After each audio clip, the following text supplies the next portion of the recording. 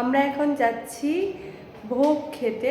কালকে সরস্বতী পুজো আমাদের এখানে হয়ে গেছে, তো আজকে তার জন্য ভোগ বিতরণ হচ্ছে। তো চলো, আমাদের সোসাইটির মধ্যে ভোগ বিতরণ হচ্ছে, সেখানেই তোমাদেরকে নিয়ে যাই।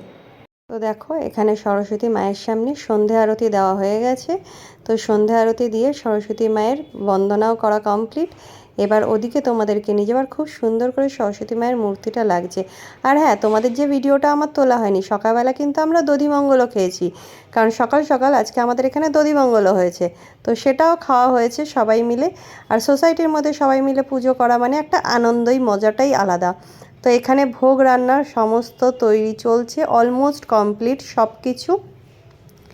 সবজি কাটা, পায়েস, এখানে দেখো বেগুনি ভাজা হবে, তার জন্য বেগুন লম্বা লম্বা করে কাটা হচ্ছে।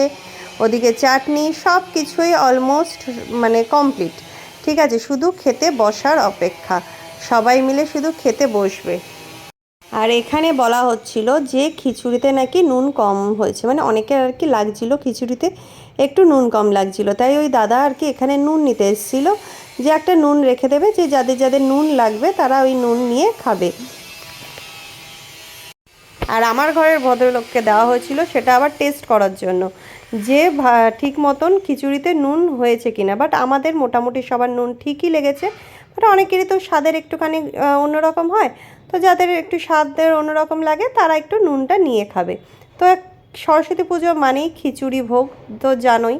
তো সরস্বতী পুজো মানে খিচুড়ি, লাবড়া, বেগুনি, চাটনি, পায়েস, এই করতে করতে কিছু কথা, কিছু স্মৃতিও মনে পড়ে গেল।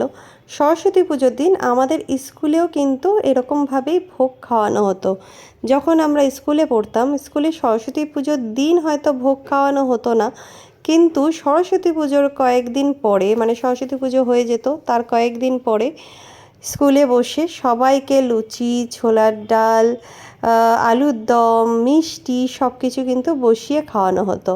তার মজাই আলাদা। তো এই সরস্বতী পুজো আসলেই কখন মনে পড়ে স্কুল লাইফে আমরা দারুণ মজা করতাম স্কুলের সরস্বতী পুজোয়।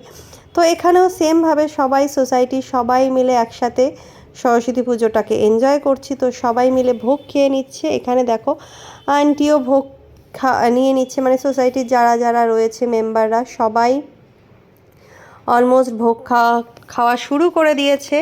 এখানে বাচ্চারাও সবাই মিলে ভোগ খাওয়া শুরু করে দিয়েছে। আর এই যে দুটো মেয়ে, ওরা কিছুতেই ক্যামেরার সামনে আসবে না, কিছুতেই ক্যামেরার সামনে আসবে না, সমানে মুখটা লুকিয়ে যাচ্ছে, না আমি ক্যামেরার সামনে মুখ দেখাবোই না। তো এই নিয়ে শুরু হয়েছিল। তো চলো তাহলে এবার আমিও খেয়ে নিই।